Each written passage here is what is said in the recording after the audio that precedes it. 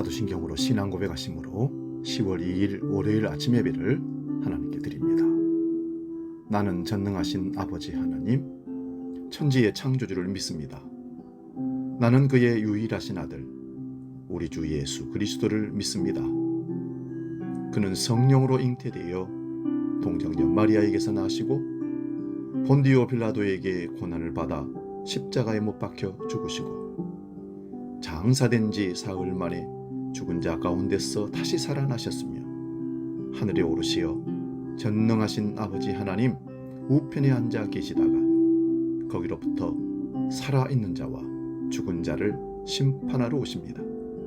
나는 성령을 믿으며 거룩한 공교회와 성도의 교제와 죄를 용서받는 것과 몸의 부활과 영생을 믿습니다. 아멘.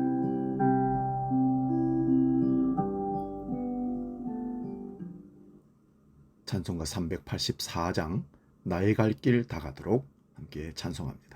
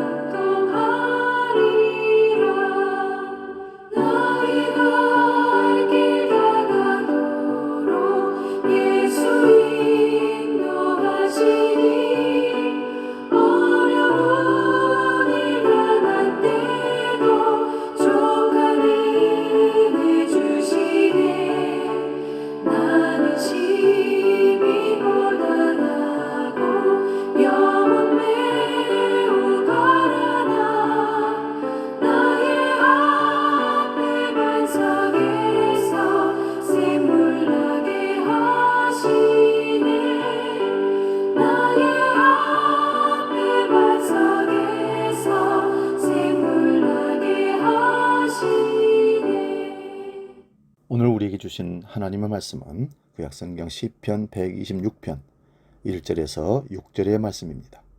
구약성경 898면에 있습니다. 이 말씀 봉독할 때에 살아계신 주님의 음성을 들을 수 있기 바랍니다. 시편 126편 1절에서 6절 지금 봉독합니다. 여호와께서 시온의 포로를 돌려보내실 때에 우리는 꿈꾸는 것 같아도다. 그때에 우리 입에는 웃음이 가득하고 우리 혀에는 찬양이 찼었도다. 그때의 문나라 가운데에서 말하기를 여호와께서 그들을 위하여 큰 일을 행하셨다 하였도다. 여호와께서 우리를 위하여 큰 일을 행하였으니 우리는 기쁘도다. 여호와여, 우리의 포로를 남방 시내들같이 돌려 보내소서. 눈물을 흘리며 씨를 뿌리는 자는 기쁨으로 거두리로다. 울며 씨를 뿌리러 나가는 자는 반드시 기쁨으로 그 곡식단을 가지고 돌아오리로다. 아멘. 오늘 봉독한 말씀으로 그날이 올 때까지 이런 제목으로 말씀을 상고하면서 은혜를 나눕니다. 그날이 올 때까지. 여러분은 지금 기다리는 그날이 무슨 날입니까? 아이를 임신한 임산부는 아기 만날 날을 수고하며 기다릴 것입니다. 농부들은 가을 추수 열매를 기다리며 인내하며 농사일을 하고 있습니다. 신앙인들은 그러면 무엇을 기다려야 할까요?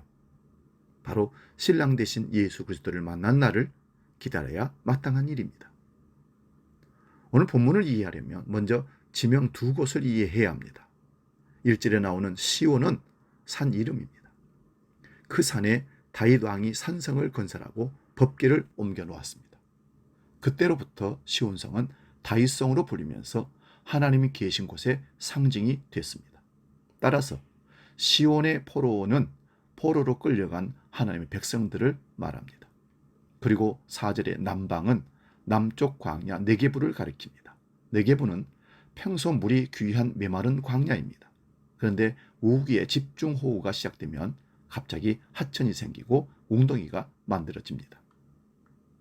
따라서 남박 시내들 같이라는 네게부에 형성된 급류같이 전격적인 상황을 말하는 것입니다. 시편 120편부터 134편까지는 성전에 올라가는 노래라는 제목이 붙어 있습니다. 예루살렘 성전이 높은 산지에 있기도 하지만 높으신 하나님을 뵈러 가기 때문에 올라간다고 합니다. 오늘 본문 앞 3절은 일어났던 일을, 뒤 3절은 일어났으면 하는 바람의 일들을 말하고 있습니다. 시간적으로 말하면 앞 3절은 과거이고 뒤 3절은 미래를 말합니다. 본문에서는 꿈 같은 일이 있었습니다. 어느 날 갑자기 페르시아의 왕 고레스가 포로 귀환 명령을 내렸습니다. 포로로 잡혀온 모든 사람들을 고국으로 보내드려라. 모든 포로된 유대 백성들은 고국으로 돌아가라. 유대인들에게는 단순한 정치적 사건이 아니라 기다렸던 하나님의 역사였습니다. 예레미야 선지자, 다니엘 선지자 같은 선지자들의 70년 만에 다시 회복될 것이라는 예언이 성취되는 그런 날이 왔습니다. 그들의 입에는 웃음이, 회개는 찬송이 가득했다고 합니다. 여호와께서 그들을 위하여 큰 일을 행하셨다. 여러 나라가 그것을 보면서 이스라엘 백성들을 축하해 주었습니다. 문제는 모든 포로가 돌아온 것이 아니었다는 것입니다. 그로부터 79년 후에 2차 귀환, 다시 14년 후에 3차 귀환이 이루어졌습니다. 그 기다림의 세월을 이들은 노래하며 기도해 왔던 것입니다. 오늘 본문 4절에서 6절을 봅니다. 여호와여, 우리의 포로를 남방 시내들 같이 돌려보내소서. 눈물을 흘리며 씨를 뿌리는 자는 기쁨으로 거두리로다. 울며 씨를 뿌리러 나가는 자는 반드시 기쁨으로 그 곡식단을 가지고 돌아오리로다. 그 기다리는 날은 차례차례 다가왔고 마침내 때가 참에 하나님의 아들이 오시는 그날도 왔습니다. 그 후에 우리 모두에게 개인적으로 주님께서 나를 찾아오신 구원의 날도 왔습니다. 그리고 이제 우리는 또 다른 날, 그날, 천국 입성의 날을 지금 기다리고 있습니다. 우리 자신의 삶에 한번 적용해 봅시다. 우리 모두 기다리는 가정의 복된 날, 기적 같은 그날은 언제입니까? 첫째는 사랑하는 가족이 모두가 예수를 믿고 영접하는 그날일 것입니다. 밤이나 낮이나 남편, 아내, 자녀들, 형제들이 예수 영접하고 주께로 돌아오라고 기도하며 기다리는 사람들이 그리스도인들입니다. 짝믿음 신앙을 갖고 있는 가정들, 얼마나 힘들고 어려운 시간들을 인내하며 기도하고 기다리고 있습니까? 근데 그날이 다가왔다면 얼마나 기쁘고 축복의 날이겠습니까? 둘째는 부흥의 그날입니다. 믿음으로 가족이 주의 이름으로 소망을 하늘에 두고 일어나 천국 백성으로 살아가는 부흥의 그날을 기다립니다. 가정적으로 그렇지만 교회적으로는 그렇습니다. 코로나로 피폐해진 교회가 다시 믿음의 신앙이 싹이 트고 신앙의 열정이 솟아나고 그래서 열매가 맺혀지는 부흥의 그날, 얼마나 행복한 복된 날입니까? 주께로 와서 회심, 회개, 회복의 간증이 터지는 그날이 바로 부흥의 날입니다. 세 번째, 마지막으로 재림의 그날을 우리는 기다립니다. 가족 구원의 그날과 부흥의 그날과 우리 주님 재림의 그날로 가는 길목에 우리는 서 있습니다. 이제 기다리던 소망이 눈앞에 나타나기를 기도하며 믿음의 마지막 길을 걸어가야 합니다. 그날이 올 때까지 기도하면서 울며 씨를 뿌리는 성도가 될 수 있기를 바랍니다. 왜냐하면 반드시 그날 살아계신 하나님을 만나고 천국에 들어가는 구원의 완성과 감격의 기쁨으로 함께 춤추며 하나님께 영광 돌리는 그날, 그 약속이 성취되기 때문입니다. 사랑하는 여러분, 기다립시다.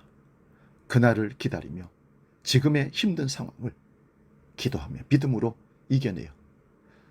울며 씨를 뿌리는 귀한 농부같이 가을에 결실을 걷는 축복을 우리 모두가 누릴 수 있기를 주의 이름으로 축원드립니다. 기도하겠습니다. 살아계신 아버지, 우리 인생의 신앙의 여정이 길고 험악하고 힘들고 어렵습니다. 그럼에도 불구하고 계속해서 기도하며 울며 씨를 뿌릴 때 가을에 분명히 아름다운 왈곡이 튼실한 곡식들을, 열매들을 거두게 될 줄로 믿습니다. 지금은 뿌려야 할 때입니다.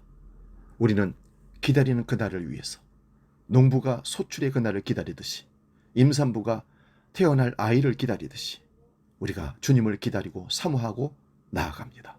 주여, 우리의 믿음이 식어지지 않도록, 기다림이 약해지지 않도록 우리를 붙잡아 인도하여 주시옵소서. 이제 주기도로 기도합니다. 하늘에 계신 우리 아버지, 아버지 이름을 거룩하게 하시며 아버지의 나라가 오게 하시며 아버지의 뜻이 하늘에서와 같이 땅에서도 이루어지게 하소서. 오늘 우리에게 일용할 양식을 주시고 우리가 우리에게 잘못한 사람을 용서하여 준 것 같이 우리 죄를 용서하여 주시고 우리를 시험에 빠지지 않게 하시고 악에서 구하소서. 나라와 권능과 영광이 영원히 아버지의 것입니다. 아멘.